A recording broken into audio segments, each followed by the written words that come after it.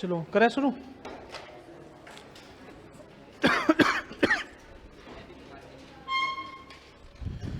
Last class में क्या करवाया था? सौर ऊर्जा पूरी करवा दी थी।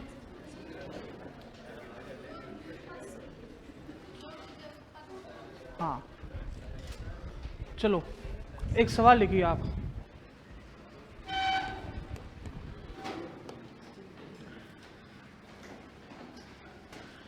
है ना, देख के कोई नहीं लिखेगा आंसर। मैं आपको 5 मिनट का समय दूंगा। आप लोग अपने हिसाब से जितना आपके पास ज्ञान है उसका उपयोग करते हुए इसका आंसर लिखना है।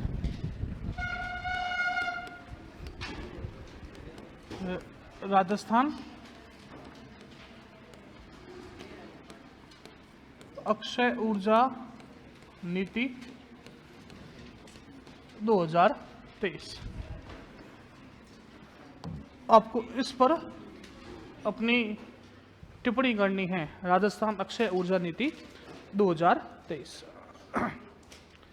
लिखो। जिसको जितना पता है देख के मत लिखना, अगर देख के लिखो इससे अच्छा लिखना ही मत, ठीक है?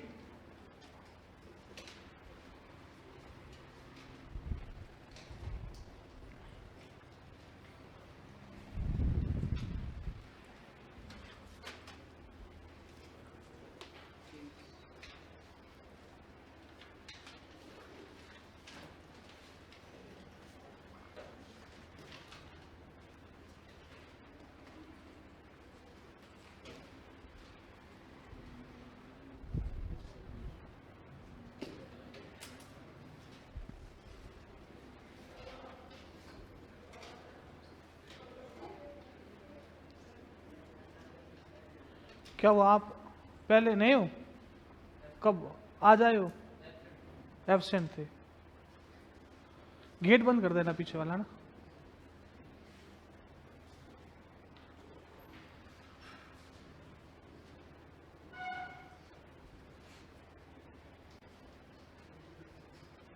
क्या हुआ आपके? लिखना शुरू किया नहीं? मेरे को आए हुए 10 मिनट होने आए हैं। अब आप कॉपी निकाल रहे हो, पेज निकाल रहे हो। इस पे लिखोगे?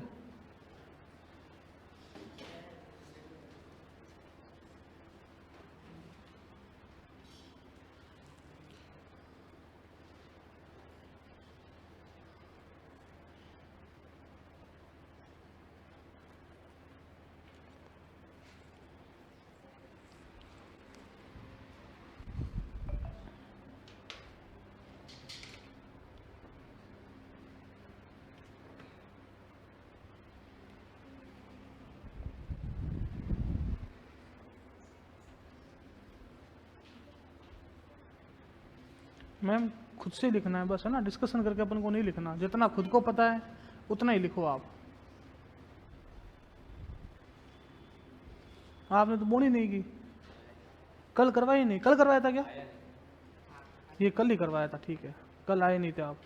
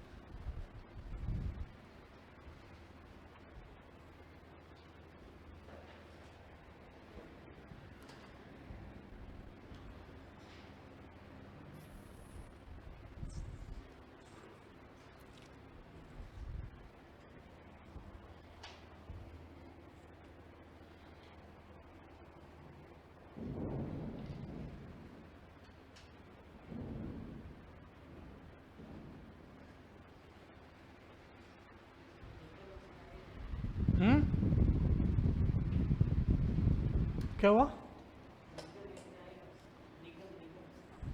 और वो आपको देखना है। अभी मैं जब आंसर बताऊंगा तब मैं बताऊंगा क्या इसमें आएगा क्या इसमें नहीं आएगा।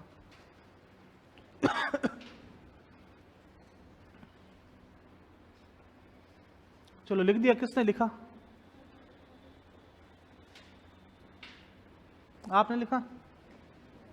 थोड़ा लिखा, आपने पूरा लिख दिया? बताओ कॉपी, एक आप अपनी कॉपी बताओ आप।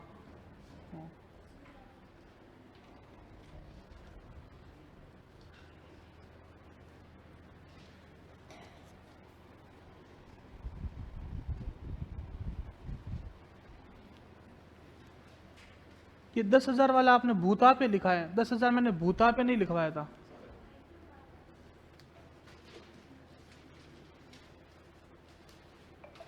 ये क्या लिखा है? 2029-30 तक कितने मेगावाट?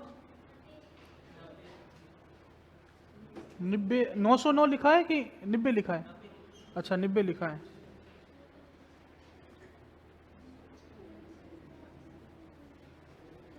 पैंसठ और 15 कितने हुए?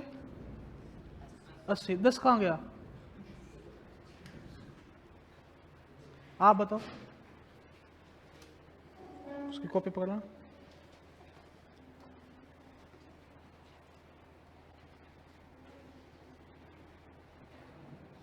एक इसने तारीख लिखी है, बाकी किसी ने तारीख नहीं लिखी। इसने लिखा है 6 अक्टूबर 2023। आपने लिखी थी? तारीख कहाँ लिखी थी?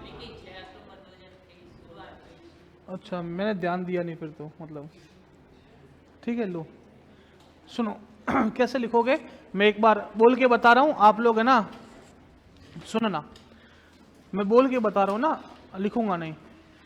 राजस्थान में अक्षय ऊर्जा को बढ़ावा देने के लिए राजस्थान सरकार द्वारा 6 अक्टूबर 2023 को इस नीति को लागू किया गया। इस नीति में 2029-30 तक 90,000 मेगावाट अक्षय ऊर्जा उत्पादन का लक्ष्य रखा गया है, जिसमें 65,000 मेगावाट सौर ऊर्जा, 15,000 मेगावाट पवन एवं हाइब्रिड ऊर्जा तथा 10,000 मेगावाट अन्य अक्षय ऊर्जा उत्पादन का लक्ष्य है। बस, बाकी आपको उसमें कुछ भी नाम नहीं लिखनी है, जितना लिखवाया है मोर देन सफिशिएंट है। ठीक है, इस तरह से आंसर बनते हैं आपके। बात समझ में आ गई? चलो अब मैं आगे की तरफ बात करता हूं, आगे अपन बढ़ता है। कल मैंने आपको एक सवाल और दिया था ना कि राजस्थान में सौर ऊर्जा उत्पादन की प्रबल संभावनाएं हैं, स्पष्ट कीजिए, है ना। तो राजस्थान में सौर ऊर्जा उत्पादन की प्रबल संभावनाएं, इस पर मैंने आपको पॉइंट लिखवाए थे, क्या क्या संभावना है, क्यों क्यों संभावना है। तो पहला पॉइंट तो आपको ये ध्यान रखना है कि ये ऐसा कलर आज लगा के गए ये लोग। देखो पहला पॉइंट का ध्यान रखना है, एक तो आपके पास यहां पर बंजर भूमि की उपलब्धता है, दूसरा यहां पर औसत सूर्य 325 दिन चमकता है 365 में से, और तीसरा पॉइंट आपको ध्यान रखना है 6 से 7 किलोवाट घंटा प्रति मीटर स्क्वायर पर डे ये विकिरण तीव्रता है ना। इसलिए राजस्थान में सौर ऊर्जा उत्पादन की क्या है, प्रबल संभावना है। बात समझ में आ गई? ये भी एक सवाल बनता है, आपको ध्यान रखना है। बाकी मैंने आपको परियोजना सारी की सारी लिखवा दी थी, बता दी थी ना। आप बताओ गोरीर कहाँ है, गोरीर सौर ऊर्जा प्लांट झुंझुनू में। आप बताइए अगोरिया कहाँ है, आप बाड़मेर। मैडम आप बताइए मथानिया कहाँ है, मथानिया जोधपुर। आप बताओ धुड़सर कहाँ है, धुड़सर नहीं पता, धुड़सर है जैसलमेर में। कहाँ पर है, जैसलमेर में। आप कल आए नहीं थे, आए थे नहीं आए थे, आप कल आए थे, आए थे। आप बताइए नांदिया कहाँ है, नांदिया। मैडम आप बताइए जोधपुर, नांदिया देख लिया जोधपुर। अब बताओ भिड़ूखेड़ा कहाँ है, बीकानेर। भिड़ूखेड़ा कहाँ है, बीकानेर। तो ये प्री के अंदर सवाल बनते हैं जो मैंने आपको बताया। अब आज सौर ऊर्जा के आगे अपन बात करेंगे, वह करेंगे सौर ऊर्जा के बाद अपन बात करेंगे पवन ऊर्जा की। ठीक है, सुनना।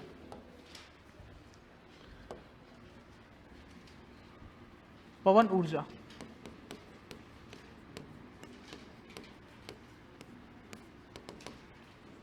देखो पवन ऊर्जा में क्या होता है कि पवन चलती है, अपन बड़े बड़े विंड प्लांट लगाते हैं, है ना। विंड प्लांट लगाएंगे तो पवन से वो पंखे घूमेंगे। जब पवन से पंखे घूमेंगे तो घूमने से कौन सी ऊर्जा होती है? गतिज ऊर्जा, काइनेटिक एनर्जी। और बाद में अपन इस गतिज ऊर्जा को चेंज किसमें करेंगे? विद्युत ऊर्जा में। बात समझ में आ गई? तो ये कैसी ऊर्जा है? ये एक अक्षय ऊर्जा है, मतलब कभी भी नष्ट नहीं होगी। ठीक है, देखो अगर आपको ये सवाल पूछे कि राजस्थान का पवन ऊर्जा उत्पादन में कौन सा स्थान है, देखो सौर ऊर्जा उत्पादन में राजस्थान संपूर्ण भारत में पहले स्थान पर था, क्योंकि इतनी संभावनाएं और कहीं पर भी नहीं है। अगर पवन ऊर्जा की बात करें तो राजस्थान में पवन ऊर्जा उत्पादन में अगर अब की बात करूं तो चौथा स्थान है। कौन सा स्थान है? चौथा। ठीक है, चौथा स्थान है। पहला तमिलनाडु है, महाराष्ट्र है, गुजरात है, एंड देन राजस्थान है। राजस्थान में अगर पूछे, देखो पहले तो भारत में ध्यान रखना, भारत में चौथा। फिर अगर राजस्थान में पूछा कि कौन सा जिला टॉप पर है, तो आपको एक जिला ध्यान रखना है, उस जिले का नाम है जैसलमेर। आपने ना उपनामों के अंदर पढ़ा होगा कि जो जैसलमेर है इसको पंखों की नगरी कहते हैं, पढ़ते हैं ना? पंखों की नगरी कहते हैं, गलियों का शहर कहते हैं, हवेलियों की नगरी कहते हैं। क्यों कहते हैं पंखों की नगरी? क्योंकि यहां पर पवन ऊर्जा के बहुत सारे प्लांट है। सुजलोन एक बहुत बड़ी कंपनी है, नाम क्या कंपनी का? सुजलोन। ये सुजलोन यहां पर पवन चक्कियों से पवन ऊर्जा का उत्पादन करती है, अतः अपन जैसलमेर को बोलते हैं पंखों की नगरी। बात समझ में आई? तो ये आपको दो बातें ध्यान रखनी है। अब आपको अगली बात आती है कि राजस्थान में पवन ऊर्जा के कौन कौन से प्लांट है। आपको देखो जिस तरह से मैंने वहां पर बताया था, मथानिया, गोरिर, अगोरिया, नांदिया, धूणिया, धुड़सर, खींवसर, वैसे वैसे आपको यहां पर भी प्लांट है, वो आपको पता होने चाहिए कहां है। जैसे अगर आपको पूछे कि राजस्थान का पहला पवन ऊर्जा प्लांट कहां पर लगा था, तो अमर सागर में लगा था। कहां लगा था? अमर सागर। ये राजस्थान का पहला पवन ऊर्जा प्लांट था और इसकी स्थापना 1998 में की गई थी। कब की गई थी? 1998 में। ठीक है, पहला प्लांट। फिर एक प्लांट और है बड़ा बाग। कौन सा बाग? बड़ा बाग। फिर एक आ जाएगा हंसुआ, हंसुआ। और फिर आ जाएगा सोडा बंधन। कौन सा बंधन? सोडा बंधन। ये चारों के चारों जो प्लांट बताएं, ये चारों के चारों का है जैसलमेर। इसके अलावा भी जैसलमेर में कई प्लांट है। जैसे आपने एक नाम सुना होगा, आकल वुड फॉसिल पार्क, पढ़ा है? तो आकल, उस आकल के अंदर भी एक विंड ऊर्जा का प्लांट लगा हुआ, आकल। और एक और आ जाएगा पोहर, पोहर। मतलब एक जैसलमेर के अंदर देखो कितने सारे प्लांट है। अमर सागर है, बड़ा बाग है, हंसुआ है, सोडा बंधन है, आकल है, पोहर है। अतः जैसलमेर को क्या बोलते हैं अपन? पंखों की नगरी। इसके अलावा देखो जो पवन चक्कियां होंगे ना, पवन है ना, आप कभी पहाड़ी पर जाओगे ना तो वहां पर पवन ज्यादा चलती है, क्योंकि वहां पर बीच में कोई रुकावट नहीं है। तो अपन जनरली क्या करते हैं, जो पवन चक्कियां होती है वो लगभग ऊंचे स्थानों पर लगाते हैं। ऊंचे स्थानों में आपको एक दो एग्जाम्पल दूं, हर्ष पर्वत। हर्ष पर्वत, हर्ष पर्वत कहाँ है? सीकर में, है ना? आप लोगों ने जीन माता हर्ष की कहानियां पढ़ी होगी, है ना? तो हर्ष पर्वत पहाड़ी पर प्लांट लगे हैं पवन चक्कियों के। हर्ष पर्वत कहां पर? सीकर। एक और आता है देवगढ़, ये देवगढ़ है प्रतापगढ़ में, यहां पर भी लगा है। और एक आता है दमोतर, ये दमोतर भी प्रतापगढ़ में। तो ये दोनों प्रतापगढ़ में, ये सीकर में, और ये सारे के सारे जैसलमेर में। एक जगह आती है बिठूड़ी, बिठूड़ी, ये बिठूड़ी है फड़ौदी में। कहां पर है? फड़ौदी में। तो ये कुछ कुछ आपको प्लांट है जो पवन ऊर्जा के सीधे सीधे याद होने चाहिए। बात समझ में आ गई? ठीक है, ये 4-5 बातें पवन ऊर्जा के बारे में मोटी मोटी बातें हैं। एक तो भारत में कौन सा स्थान है राजस्थान का? चौथा। राजस्थान में पहला स्थान किसका है? जैसलमेर का। ठीक है, अब अगर पवन ऊर्जा नीति की बात करूं, जैसे मैंने आपको सौर ऊर्जा नीति करवाई, वैसे के वैसे पवन ऊर्जा नीति। जैसे सौर ऊर्जा नीति पहली आई 2011, फिर आई 14, फिर आई 18 दिसंबर 2019, और फिर आई 6 अक्टूबर 2023। वैसे अगर मैं पवन ऊर्जा नीतियों की बात करूं तो आपको पहली नीति ध्यान रखनी है, वो आई 2011। कब आई? 2011 में आई। फिर आई 18 दिसंबर 2019। उस टाइम भी 18 दिसंबर 2019 को सौर ऊर्जा नीति भी आई थी, लेकिन उस नीति का नाम था सौर ऊर्जा और इसका नाम था पवन एवं हाइब्रिड ऊर्जा नीति। पवन और हाइब्रिड ऊर्जा नीति, ये इसका नाम था। ठीक है, समझ में आ गई बात? कब आई? 18 दिसंबर 2019। और जो 6 अक्टूबर 2023 को आई कौन सी नीति? राजस्थान अक्षय ऊर्जा नीति। तो ये अक्षय ऊर्जा तो आपको पता है कि पवन ऊर्जा के लिए भी है सौर ऊर्जा के लिए भी है, और जितनी भी अक्षय ऊर्जा है उन सब के लिए एक ही नीति, उस नीति का नाम क्या है? राजस्थान अक्षय ऊर्जा नीति। इसके तहत अपन ने बात की 65,000 मेगावाट क्या है? सौर ऊर्जा, और 15,000 मेगावाट क्या? पवन व हाइब्रिड ऊर्जा। ठीक है, तो ये आपकी नीतियां हैं जो आपको मोटी मोटी तौर पर पता होनी चाहिए। ठीक है, राजस्थान में ऐसी कोई योजना नहीं चलती है जो पवन ऊर्जा के लिए, क्योंकि कोई भी परिवार अपने घर के ऊपर पवन चक्की लगाएगा नहीं, कोई लगाएगा? नहीं लगाएगा, है ना। तो जनरली जो योजना चलती है वह सौर ऊर्जा है के लिए। मैंने आपको 2 योजना बताई थी, एक तो पीएम कुसुम योजना और एक पीएम सूर्यघर मुफ्त बिजली योजना। ठीक है, ये दोनों योजना सौर ऊर्जा के लिए। पवन ऊर्जा के लिए राजस्थान सरकार द्वारा कोई भी योजना नहीं चलाई जा रही है, तो आपको कोई भी योजना पढ़नी नहीं है। समझ में आ गई बात? कोई दिक्कत नहीं? लिखना शुरू करो, हेडिंग डालो पवन ऊर्जा।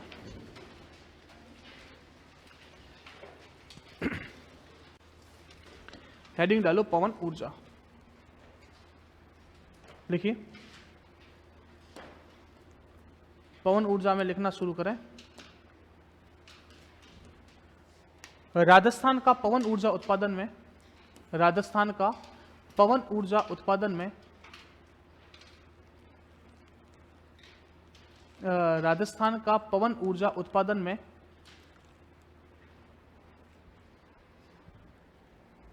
राजस्थान का पवन ऊर्जा उत्पादन में भारत में चौथा स्थान है।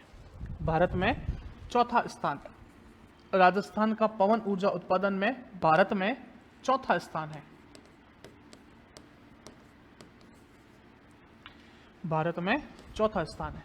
अब ये चौथा स्थान मैं आज की तारीख में बात कर रहा हूं, है ना। जब आप एग्जाम होगा तो हो सकता है कि राजस्थान में बहुत अच्छा काम कर दे, राजस्थान दूसरे पर आ जाए, तीसरे पर आ जाए, वो डिपेंड करता है। ठीक है, तो जब ये स्थान होता है ना, जब आप एग्जाम हो तो एक बार चेक कर ले कौन सा स्थान चल रहा है। अगला पॉइंट लिखिए, राजस्थान में जैसलमेर में, राजस्थान में जैसलमेर में सर्वाधिक, राजस्थान में जैसलमेर में सर्वाधिक पवन ऊर्जा का उत्पादन किया जाता है। राजस्थान में जैसलमेर में सर्वाधिक पवन ऊर्जा का उत्पादन किया जाता है।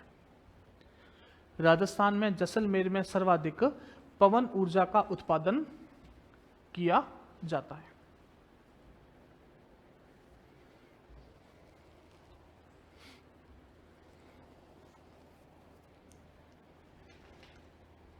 अतः जैसलमेर को पंखों की नगरी कहते हैं। अतः जैसलमेर को पंखों की नगरी कहते हैं। अतः जैसलमेर को पंखों की नगरी कहते हैं। अतः जैसलमेर को पंखों की नगरी कहते हैं। अगला पॉइंट लिखिए, देखो एक टारगेट दे रखा है, अपन कितनी राजस्थान के अंदर पवन ऊर्जा का उत्पादन कर सकते हैं। जैसे कल मैंने सौर ऊर्जा की बात की थी कि राजस्थान में अपन कितने मेगावाट गीगावाट सौर ऊर्जा का उत्पादन कर सकते हैं। 142 गीगावाट बताया था ना। देखो एक बार वापस बताता हूं, राजस्थान में 142 गीगावाट अपन कर सकते हैं। कहां था?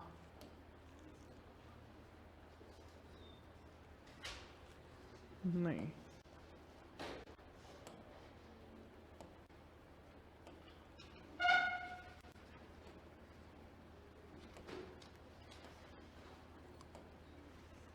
देखो ये रहा, राजस्थान में अपन 142 गीगावाट क्षमता है, मतलब कर कितना सकते हैं? 142 गीगावाट। वैसे के वैसे अगर मैं पवन ऊर्जा की बात करूं कि राजस्थान में पवन ऊर्जा का उत्पादन अपन कितना कर सकते हैं? 284 गीगावाट, मतलब इतनी क्षमता है। लेकिन अपन कर कितना रहे, स्थापित कितनी है? 5209 मेगावाट। ठीक है, एक क्षमता होना और एक उत्पादन करना दोनों अलग अलग चीजें होती है। तो अगला पॉइंट लिखिए कि राजस्थान में पवन ऊर्जा उत्पादन की क्षमता, राजस्थान में पवन ऊर्जा उत्पादन की क्षमता 284 गीगावाट। राजस्थान में पवन ऊर्जा उत्पादन की क्षमता 284 गीगावाट, और ये 150 मीटर की ऊंचाई। इसका मतलब है कि जो पंखा होता है ना, वो पंखा कितने मीटर ऊंचा लगा होगा? तो वो है 150 मीटर। तो ब्रैकेट बनाकर लिख लो 150 मीटर की ऊंचाई पर। राजस्थान में पवन ऊर्जा उत्पादन की क्षमता 284 गीगावाट और यह है 150 मीटर की ऊंचाई पर। जो पंखे का हब होगा वह 150 मीटर की ऊंचाई पर लगा होगा, तब राजस्थान में 284 गीगावाट पवन ऊर्जा पैदा हो सकती है। लेकिन अगला पॉइंट लिखिए, राजस्थान में स्थापित पवन ऊर्जा की क्षमता, राजस्थान में स्थापित पवन ऊर्जा की क्षमता 5209 मेगावाट। राजस्थान में स्थापित पवन ऊर्जा की क्षमता 5209 मेगावाट। राजस्थान में स्थापित पवन ऊर्जा की क्षमता 5209 मेगावाट। समझ में आई बात? इन दोनों में कोई कंफ्यूजन? कर कितना सकते हैं? 284 और कर कितना रहे? 5200। 5209 याद नहीं करोगे, सिर्फ 5200 याद कर लो। 5200 याद नहीं कर पाओ, 5000 याद कर लो। ठीक है, चलो अब अगला पॉइंट लिखिए, राजस्थान की पहली पवन ऊर्जा नीति। राजस्थान की पहली पवन ऊर्जा नीति, राजस्थान की पहली पवन ऊर्जा नीति 2011। राजस्थान की पहली पवन ऊर्जा नीति 2011। फिर लिखो, पवन एवं हाइब्रिड ऊर्जा नीति 2019। पवन एवं हाइब्रिड ऊर्जा नीति 2019। पवन एवं हाइब्रिड ऊर्जा नीति 2019। पवन एवं हाइब्रिड ऊर्जा नीति 2019 कब आई अस्तित्व में? तारीख वही है जो लास्ट टाइम बताई थी, 18 दिसंबर 2019। लिखो, 18 दिसंबर 2019 को लागू हुई पवन व हाइब्रिड ऊर्जा नीति 2019। 18 दिसंबर 2019 को लागू हुई। और इसी तारीख को एक नीति और बताई, कौन सी? सौर ऊर्जा नीति, है ना। अब मैं वापस राजस्थान अक्षय ऊर्जा नीति नहीं लिखवाऊंगा, क्योंकि एक बार लिखवा दी, वहां पर मैंने सौर ऊर्जा का भी बता दिया और पवन ऊर्जा का भी बता दिया। ठीक है, तो अगर आपको पूछे राजस्थान में पवन ऊर्जा उत्पादन के लिए किए गए प्रयासों पर टिप्पणी कीजिए, तो आपको राजस्थान अक्षय ऊर्जा नीति के बारे में लिखना है कि इसमें 15,000 का लक्ष्य पवन ऊर्जा को दिया है और 65 का लक्ष्य किसको दिया है? सौर को। ठीक है, अब लिखो, राजस्थान में प्रमुख पवन ऊर्जा के संयंत्र। राजस्थान में प्रमुख पवन ऊर्जा संयंत्र। राजस्थान में प्रमुख पवन ऊर्जा संयंत्र।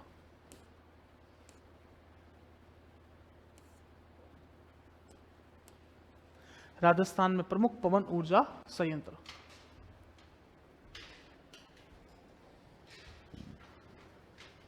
पहला लिखो, अमर सागर पवन ऊर्जा संयंत्र। अमर सागर पवन ऊर्जा संयंत्र। पहला लिखो, अमर सागर पवन ऊर्जा संयंत्र। पहला अमर सागर।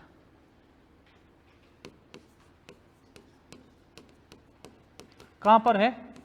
जैसलमेर। लिखो जैसलमेर। लिखो जैसलमेर। लिखो जैसलमेर।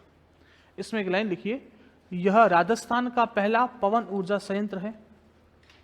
यह राजस्थान का पहला पवन ऊर्जा संयंत्र है जिसकी स्थापना 1998 में की गई।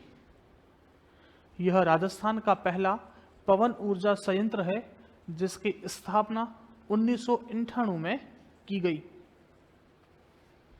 यह राजस्थान का पहला पवन ऊर्जा संयंत्र है जिसकी स्थापना 1998 में की गई। ठीक है, फिर दूसरा लिखो, बड़ा बाग पवन ऊर्जा संयंत्र। दूसरा लिखो, बड़ा बाग पवन ऊर्जा संयंत्र। बड़ा बाग पवन ऊर्जा संयंत्र कहां पर है? जैसलमेर। लिखो जैसलमेर। बड़ा बाग पवन ऊर्जा संयंत्र जैसलमेर। इसमें यह ध्यान रखना, यह निजी क्षेत्र में संचालित पहला पवन ऊर्जा संयंत्र है। पहला अगर पूछे राजस्थान का तो कौन सा आएगा? अमर सागर। लेकिन निजी क्षेत्र पूछ लिया ना, मतलब प्राइवेट के हाथों में, तो वो कौन सा आएगा? बड़ा बाग। तो लिखो, यह निजी क्षेत्र में संचालित पहला पवन ऊर्जा संयंत्र है। यह निजी क्षेत्र में संचालित पहला पवन ऊर्जा संयंत्र है। यह निजी क्षेत्र में संचालित पहला पवन ऊर्जा संयंत्र। कौन सा? बड़ा बाग। ठीक है,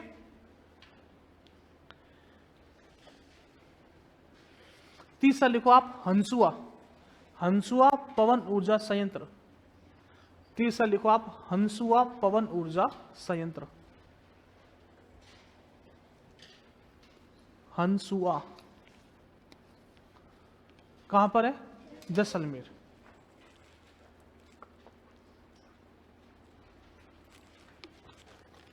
चौथा लिखो सोडा बंधन, चौथा लिखो सोडा बंधन,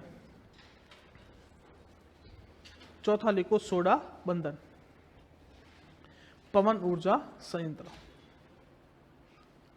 सोडा बंधन पवन ऊर्जा संयंत्र कहां पर? जैसलमेर। फिर लिखो आकल, आकल, आकल पवन ऊर्जा संयंत्र जैसलमेर। आकल पवन ऊर्जा संयंत्र जैसलमेर। फिर पोहर, पोहर पवन ऊर्जा संयंत्र जैसलमेर। आकल भी जैसलमेर, पोहर भी जैसलमेर, सोडा बंधन, हंसुआ, बड़ा बाग, अमर सागर, सारे के सारे कहां हैं? जैसलमेर।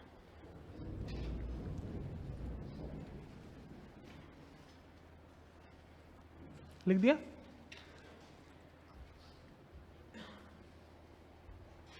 अगला लिखो हर्ष पर्वत पवन ऊर्जा संयंत्र। हर्ष पर्वत पवन ऊर्जा संयंत्र कहां पर आएगा? हर्ष पर्वत पवन ऊर्जा संयंत्र आएगा सीकर में। हर्ष पर्वत पवन ऊर्जा संयंत्र सीकर। फिर लिखो देवगढ़, देवगढ़ पवन ऊर्जा संयंत्र कहां पर? प्रतापगढ़। देवगढ़ पवन ऊर्जा संयंत्र प्रतापगढ़। देवगढ़ पवन ऊर्जा संयंत्र प्रतापगढ़। अब मैंने आपको क्या बताया, राजस्थान का पहला पवन ऊर्जा संयंत्र कौन सा? अमर सागर, ठीक है। और राजस्थान का पहला निजी क्षेत्र का कौन सा? बड़ा बाग। अगर पूछे राजस्थान का दूसरा पवन ऊर्जा संयंत्र? देवगढ़। राजस्थान का दूसरा पवन ऊर्जा संयंत्र कौन सा है? देवगढ़। नीचे पॉइंट डालकर लिखिए, यह राजस्थान का दूसरा पवन ऊर्जा संयंत्र है। यह राजस्थान का दूसरा पवन ऊर्जा संयंत्र है। यह राजस्थान का दूसरा पवन ऊर्जा संयंत्र है। यह राजस्थान का दूसरा पवन ऊर्जा संयंत्र है, ठीक है। फिर लिखो दमोतर, दमोतर पवन ऊर्जा संयंत्र। दमोतर, दमोतर पवन ऊर्जा संयंत्र।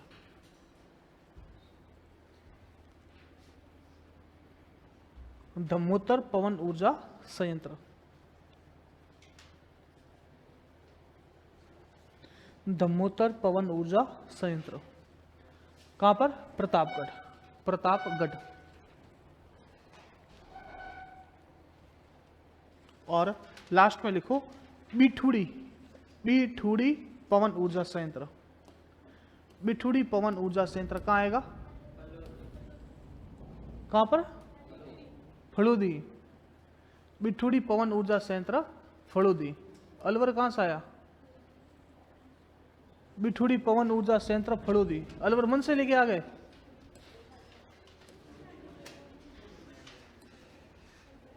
ठीक है, चलो अब अपन ने जो नवीनीकरणीय ऊर्जा की बात की थी, एक बार जो मैंने डायग्राम बनवाया था याद करूं, याद है? कैसे बनवाया था सुनो। मैंने आपको डायग्राम बनाया था ऊर्जा संसाधन, इसमें एक तो गैर नवीनीकरणीय, गैर नवीनीकरणीय, और यहां पर बताया था मैंने नवीनीकरणीय। नवीनीकरणीय में अपन ने बात की थी पहली तो सौर की, फिर अब बात की पवन की, दोनों बात की।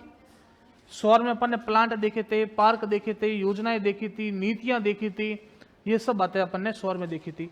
और पवन में अब अपन ने ये पूरा का पूरा प्लांट देख लिया, नीतियां देख ली, जो बातें थी वह देख ली। अब जो अगली है वह है बायोमास। कौन सी है? बायोमास। बायोमास, इसमें अपन क्या करेंगे सुनना, बायोमास में भी अपन क्या करेंगे? विद्युत ऊर्जा का उत्पादन करेंगे। सौर में क्या किया था? विद्युत ऊर्जा का उत्पादन, लेकिन इनपुट क्या लिया? सौर ऊर्जा। पवन में क्या किया, विद्युत ऊर्जा का उत्पादन, लेकिन इनपुट क्या लिया, पवन ऊर्जा। मुझे बताओ बायोमास में भी आप लोग क्या करोगे, विद्युत ऊर्जा का उत्पादन, लेकिन आप लोग क्या इनपुट लोगे, कौन से पदार्थ, जैविक मतलब, हाँ देखो इसके अंदर लगभग क्या होते हैं, अपन कृषि अवशेषों को काम लेते हैं। कृषि अवशेष कैसे, जैसे आप लोगों ने सबने गन्ने का जूस पिया है, गन्ने का जूस पीने के बाद कचरा बचता है ना, तो बायोमास के अंदर क्या होता है, उस कचरे को जलाते हैं। अब मुझे बताओ कचरा कभी भी खत्म होगा क्या, नहीं, कचरा कभी भी खत्म नहीं होता है ना। आप लोगों ने घानी का तेल देखा होगा, तेल निकालते हुए, तो सरसों का तेल निकलता है, मूंगफली का तेल निकलता है। जब तेल निकालते हैं ना तो तेल तो निकल जाता है, बाकी भूसी बच जाती है। या चावल का उत्पादन करते हैं तो चावल की कड़ी होती है ना, वो बच जाती है, जिसको अपन बोलते हैं चावल की खड़, तो वो खड़ बच जाती है। तो इन सब जो कृषि अवशेष है, इन सब को इकट्ठा करते हैं और अपन एक संयंत्र के अंदर उसको जलाते हैं। तो जब जलाओगे तो कौन सी ऊर्जा बनेगी, ऊष्मीय ऊर्जा या तापीय ऊर्जा, और उसको आप किस में चेंज करोगे, विद्युत ऊर्जा में। तो राजस्थान में जो बायोमास है, इसके प्रमुख 3-4 संयंत्र है। ये मुख्यतः किस पर आधारित होता है, कृषि अवशेषों पर।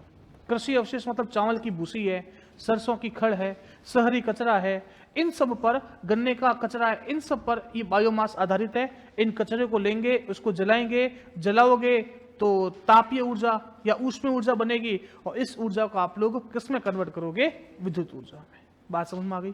तो अगली ऊर्जा लिखो, बायोमास ऊर्जा। और बायोमास ऊर्जा के बारे में 3-4 बातें लिखवाता हूं।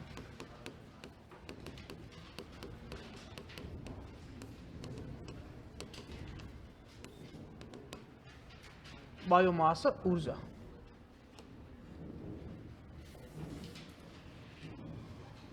लिखो।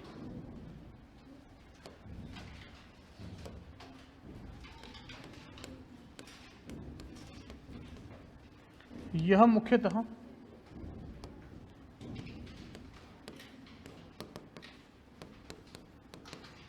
कृषि अवशेषों, यह मुख्यतः कृषि अवशेषों जैसे सरसों की खड़,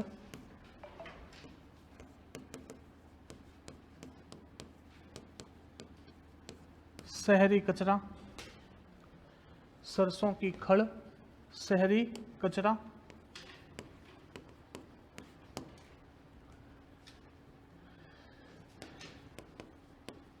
चावल की भूसी पर आधारित है।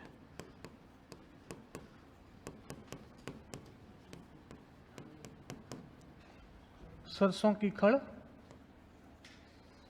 शहरी कचरा व चावल की भूसी पर आधारित है।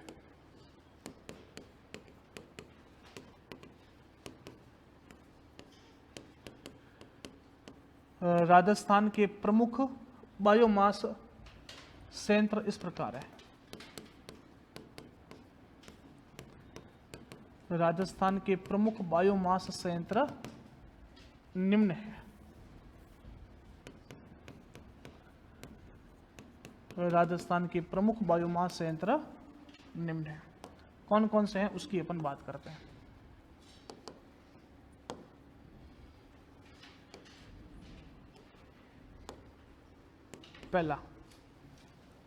पहला लिखो, पदमपुरा बायोमास संयंत्र। कौन सा है, पदमपुरा बायोमास संयंत्र। कहां पर है, पदमपुरा कहां है, श्री गंगानगर। तो पदमपुरा बायोमास संयंत्र कहां आ जाएगा, श्री गंगानगर। लिखो एक पॉइंट इसमें, यह राजस्थान का पहला बायोमास संयंत्र है। यह राजस्थान का पहला बायोमास संयंत्र है।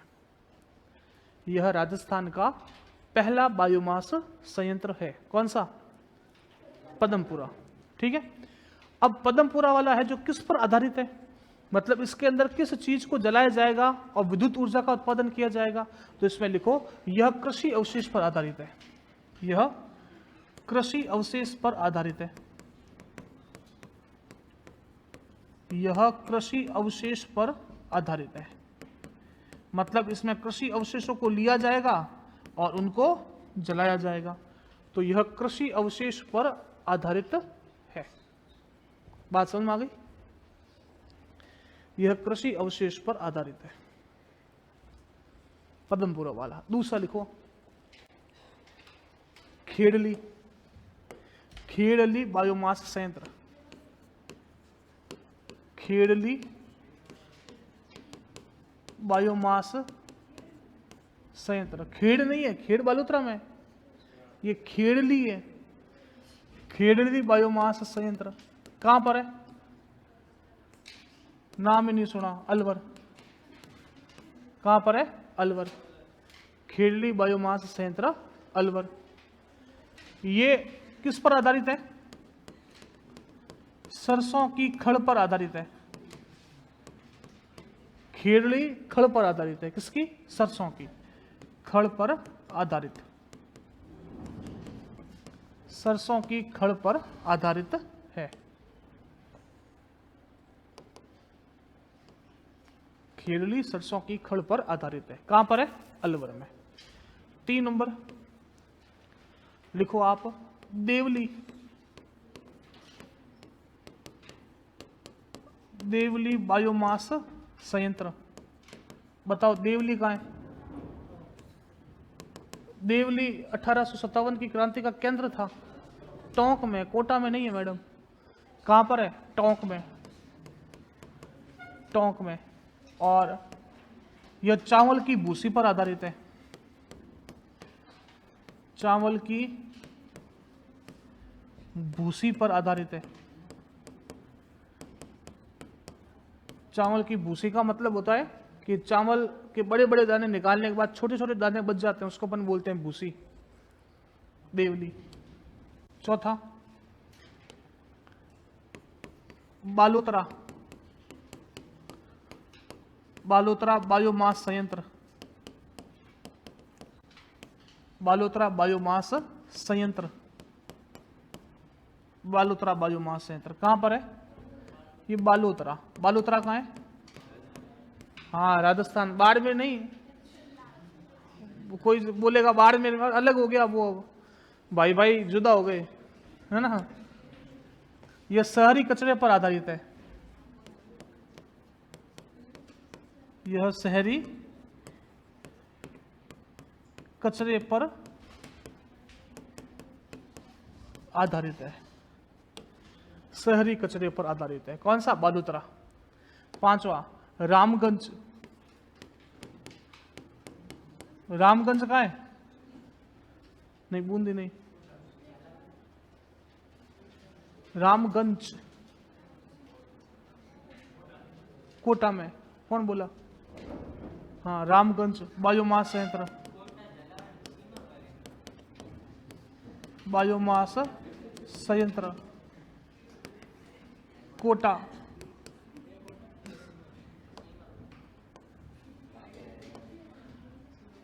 अगला, यह भी शहरी कचरे पर आधारित है।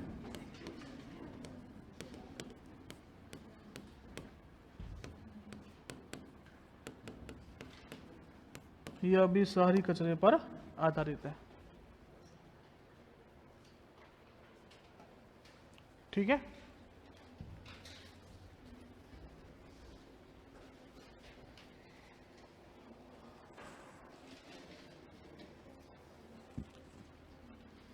तो ये सारे के सारे बायोमास संयंत्र हैं।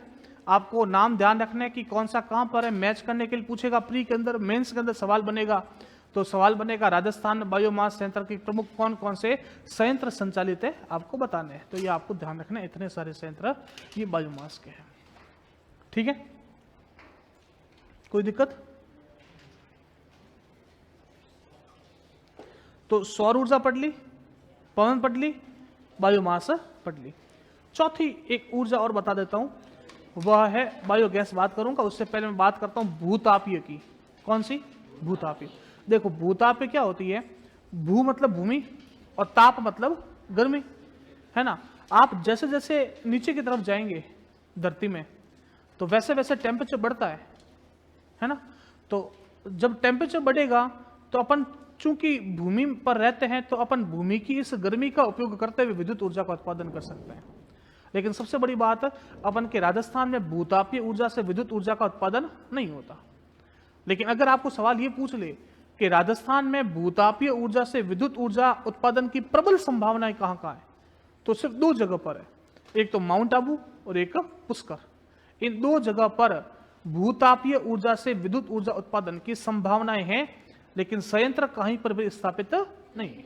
बस इतनी सी बात है। लिखो भूतापीय ऊर्जा, लिखो भूतापीय ऊर्जा।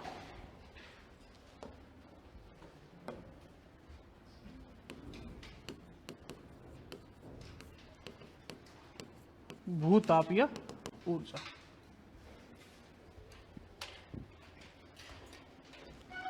लिखो आप इसमें,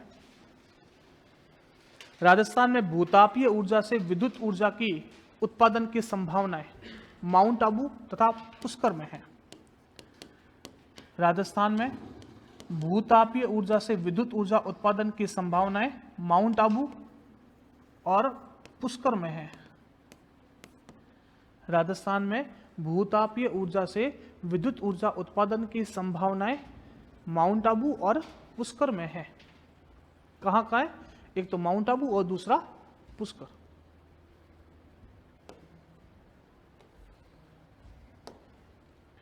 माउंट आबू और पुष्कर में है।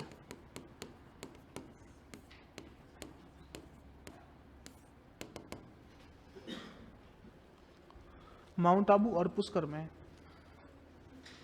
माउंट आबू कौन से जिले में? सिरोही में।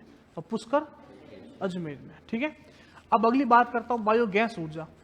अब बायोगैस ऊर्जा आपको ये पता होना चाहिए, जो पशु पक्षी के अवशिष्ट पदार्थ होते हैं, मल मूत्र, इन सब से अपने विद्युत ऊर्जा का उत्पादन करते हैं। ठीक है।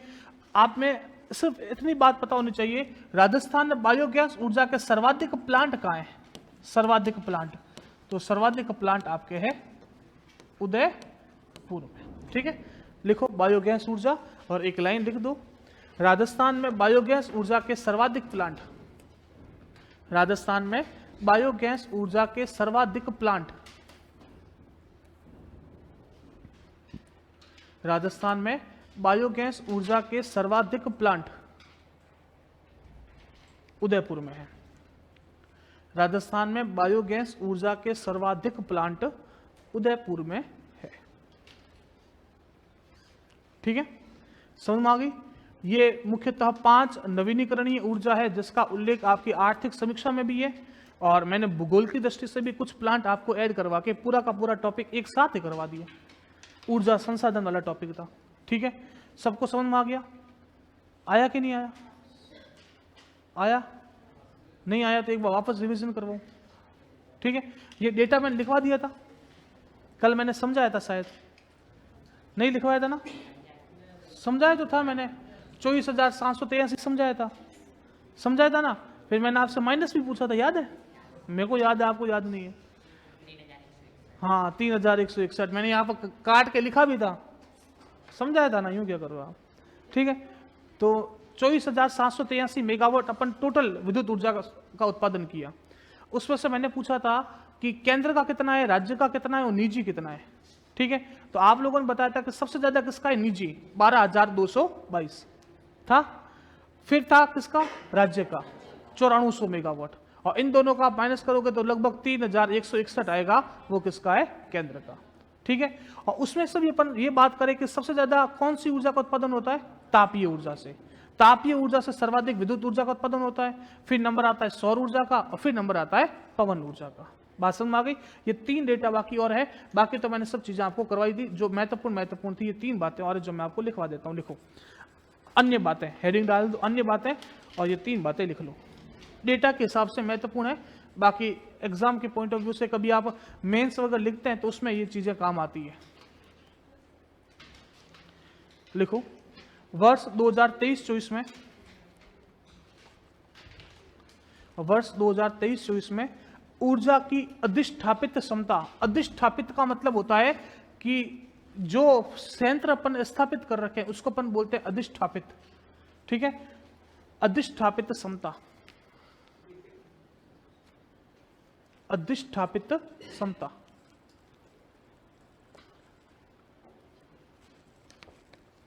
राजस्थान में विद्युत ऊर्जा की अधिष्ठापित क्षमता लिखो 24,783 मेगावाट। 24,783 मेगावाट। अब यहां पर मार्च 2024 दे रखा, लिखना आवश्यक है क्या? नहीं, क्योंकि अपन 2023-24 पढ़ रहे हैं और 24 कब खत्म होगा? 31 मार्च को। 1 अप्रैल शुरू करते ही वो अगला साल आ जाएगा, वित्त वर्ष, है ना? कौन सा साल आएगा? 2024-25। तो अपन उसकी तो बात कर ही नहीं रहे।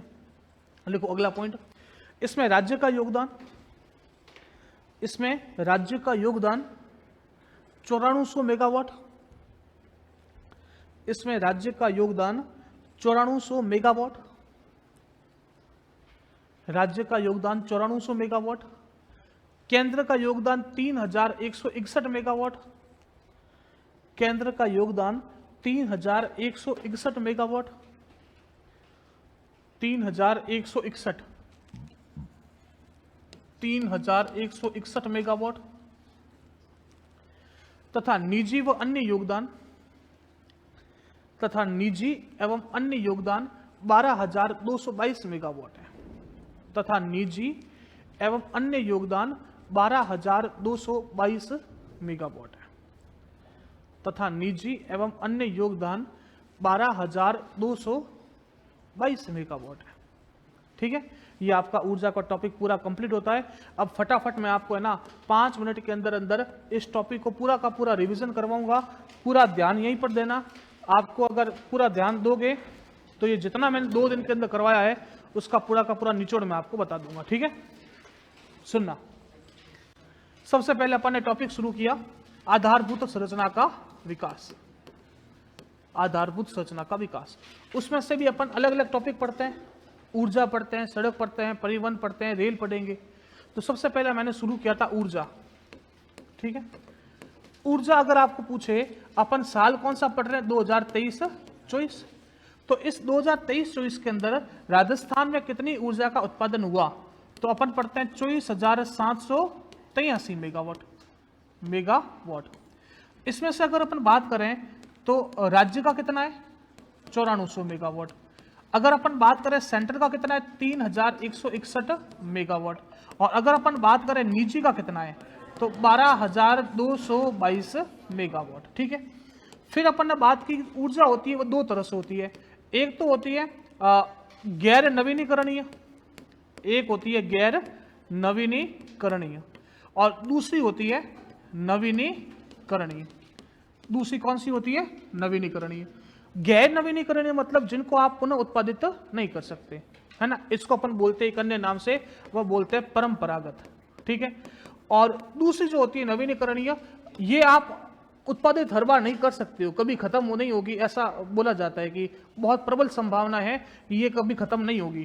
तो इसको अपन बोलते हैं गैर परंपरागत। क्या बोलते हैं? गैर परंपरागत। ठीक है, अपन का जो मुख्य फोकस था वो इन पर था। किन पर था? नवीनीकरणीय और गैर परंपरागत। मैंने क्या बोला? राजस्थान के अंदर अपन ने एक ऐसा डिपार्टमेंट बनाया जो राजस्थान में इस ऊर्जा को बढ़ावा देगा। ठीक है, और उस डिपार्टमेंट का नाम था राजस्थान अक्षय ऊर्जा निगम। क्या नाम था? राजस्थान अक्षय ऊर्जा निगम। ये क्या करेगा? नाम ही क्या रहा है? अक्षय ऊर्जा, मतलब ये अक्षय ऊर्जा को बढ़ावा देगा। और इसकी स्थापना मैंने आपको बताई थी 9 अगस्त 2002, ये इसकी स्थापना है। और इसी के अंदर एक डिपार्टमेंट काम करेगा जिसका नाम था ब्यूरो ऑफ एनर्जी एफिशिएंसी। समझ में आ गई? ये डिपार्टमेंट आपको ध्यान रखना है। अब जो नवीनीकरणीय है उसके अंदर मैंने पहली जो ऊर्जा आपसे ली वह कौन सी ऊर्जा ली थी? सौर ऊर्जा। कौन सी ऊर्जा ली थी? सौर ऊर्जा। तो पहली आ जाएगी आपके सौर ऊर्जा। सौर ऊर्जा की बात करूं तो आपको अगर ये पूछे कि राजस्थान में क्षमता कितनी है, आपको ध्यान रखनी है 142 गीगावाट। कितनी है? 142 गीगावाट, इतनी टोटल क्षमता है। तो राजस्थान में अपन को सौर ऊर्जा उत्पादन करनी है तो अपन ने पहले तो 2 योजनाएं पढ़ी थी। एक योजना का नाम था पीएम कुसुम योजना। पीएम कुसुम योजना, क्या नाम था? पीएम कुसुम। ठीक है मैडम, आप बताओ कुसुम की फुल फॉर्म क्या थी? हाँ, बीच में कोई नहीं बोलेगा बस। हाँ आप बताओ। कु से कुशल,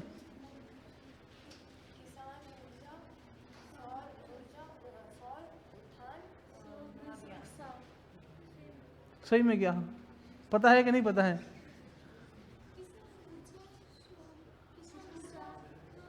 एस का मतलब क्या है? मंत्रालय।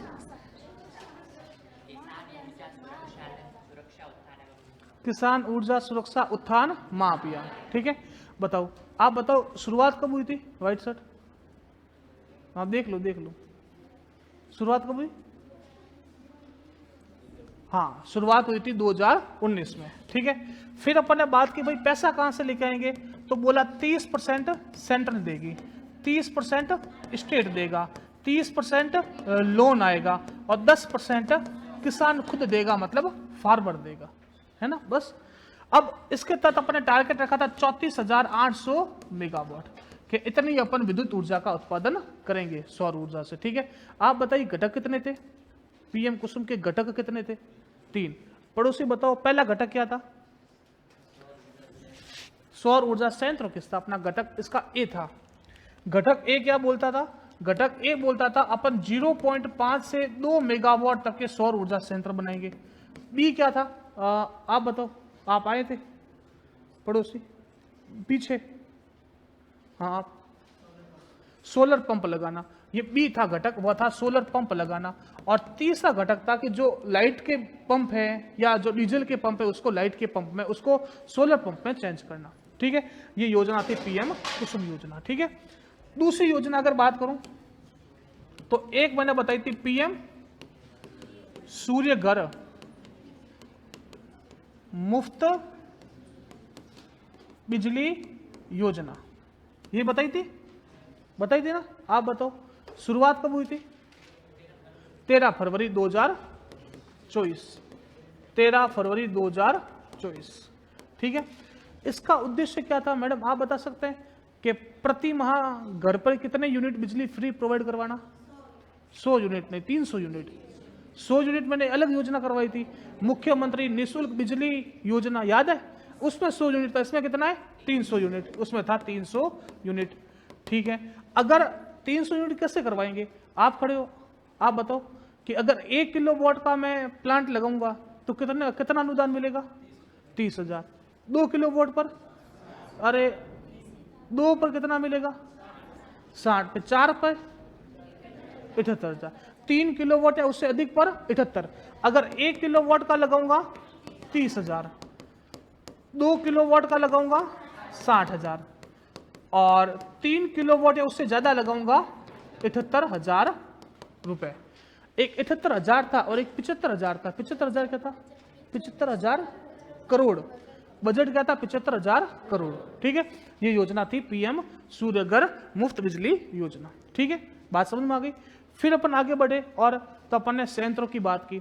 संयंत्रों में मथानिया, गोरिया, खीमसर, धुड़सर, धुनिया, नांदिया, ये सब बात कर लिया, ठीक है।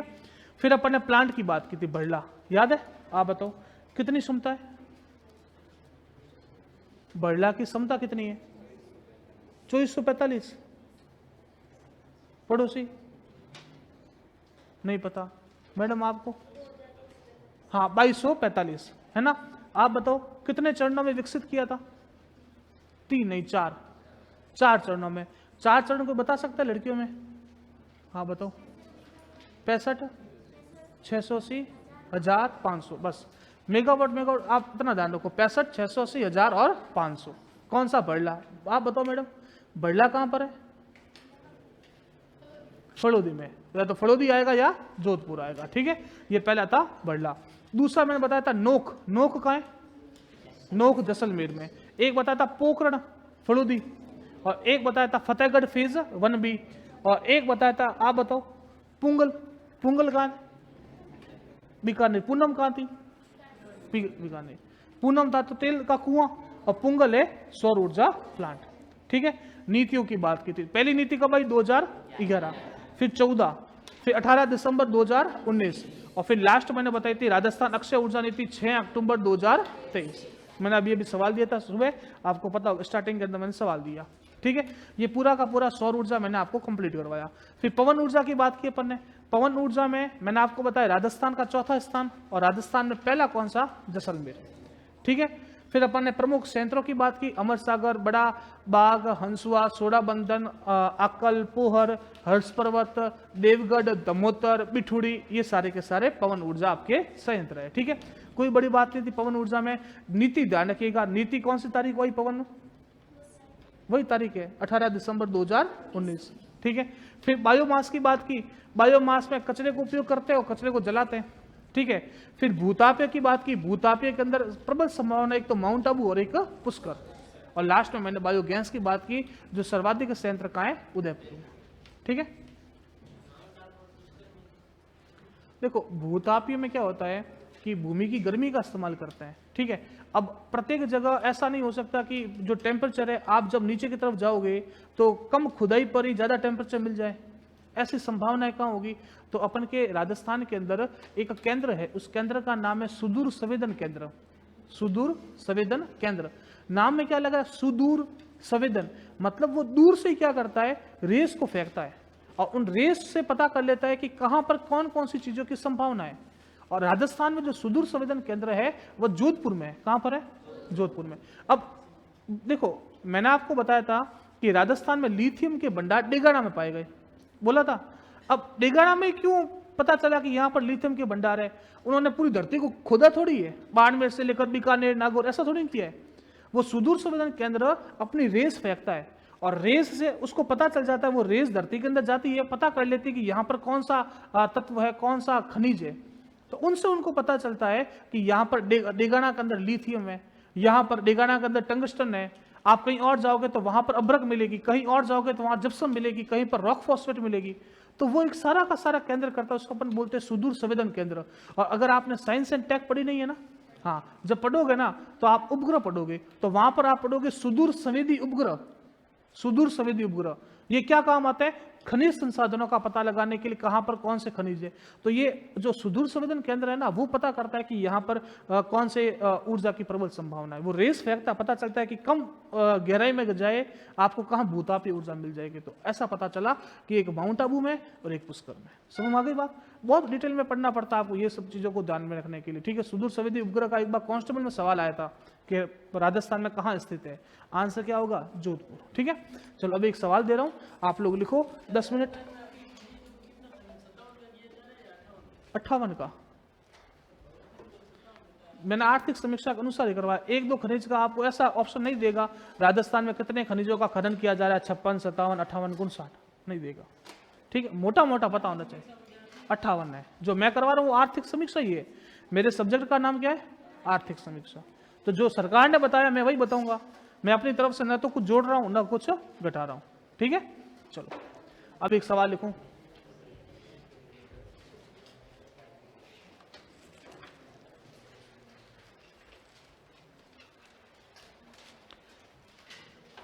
राजस्थान में अक्षय ऊर्जा उत्पादन को बढ़ावा देने के लिए, राजस्थान में अक्षय ऊर्जा उत्पादन को बढ़ावा देने के लिए किए गए प्रयासों पर टिप्पणी कीजिए।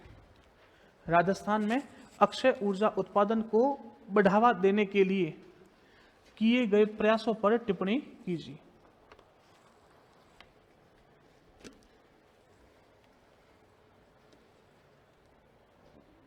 राजस्थान में अक्षय ऊर्जा उत्पादन को बढ़ावा देने के लिए किए गए प्रयासों पर टिप्पणी कीजिए।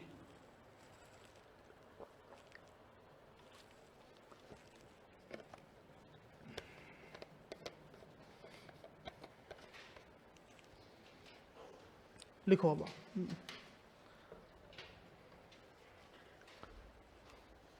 अभी समय हुआ है 2:08, मैं आपको समय देता हूं 2:18 तक या 2:20 तक।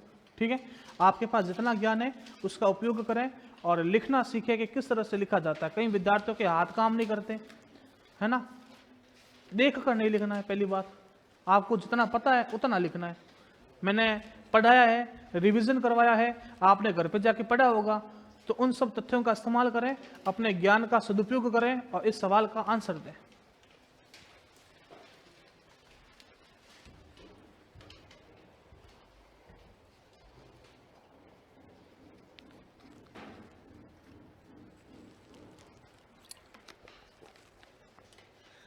सवाल का आंसर तथ्यात्मक रूप से देना है।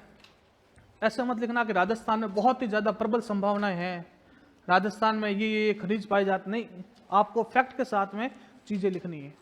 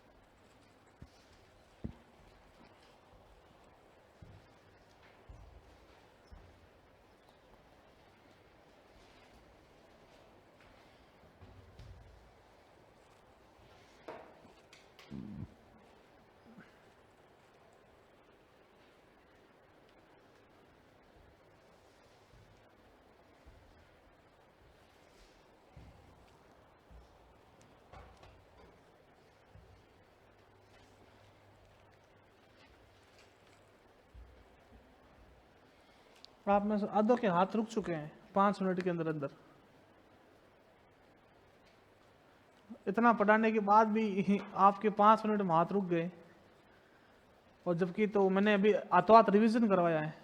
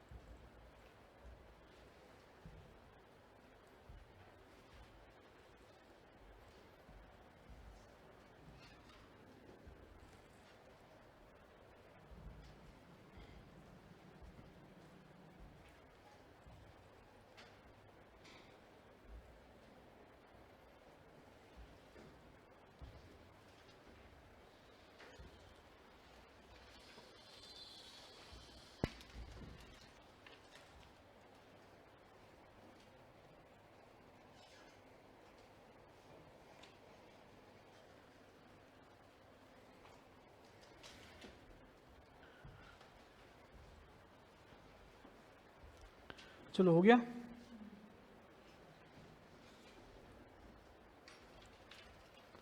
आपको खुद को पता चल गया होगा कि हम लोग कितना लिख पा रहे हैं, है ना। मतलब आप लोगों को जरूरत किसकी है? प्रैक्टिस की, है ना। अपन पढ़ लेते हैं, अपन को चीजें याद रह जाती है, लेकिन जब लिखने की बारी आती है तब अपन से लिखा नहीं जाता, और यही समस्या आपको भविष्य में मात देगी। मैं आपको बता रहा हूँ कि बच्चे है ना पूरा पूरा कोर्स करने के बाद इस टॉपिक पर पहुंचते हैं कि प्रैक्टिस करें, है ना। साथ साथ में अगर लिखने की प्रैक्टिस करोगे ना तो जैसे जैसे सिलेबस पूरा होता रहेगा, प्रत्येक टॉपिक से 3-3, 4-4 सवाल आपके मेंस के हिसाब से तैयार हो जाएंगे। मैंने लगभग आपको आर्थिक समीक्षा के 4 से 5 सवाल लिखवा दिए मेंस के लिए, और ये सीधे के सीधे सवाल आते हैं आपके। जो मैं बोल रहा हूँ ये सवाल ऐसा नहीं है कि मैंने अपने मन से बना कर दिए हैं, ये सवाल आए हुए हैं, और आए हुए सवालों में से मैं आपको सवाल देता हूँ और तथ्य मैं आपके सामने बता देता हूँ, ठीक है। तो इस तरह से आप लोगों को चीज़ें लिखनी होती है। अगर नहीं लिखा जा रहा आप में तो कहीं ना कहीं समस्या है आपके अंदर, क्योंकि मैटर आपके पास इतना था कि आप 3 पन्ने भर सकते थे, समय कम पड़ जाता, लेकिन मैटर खत्म नहीं होता आपका।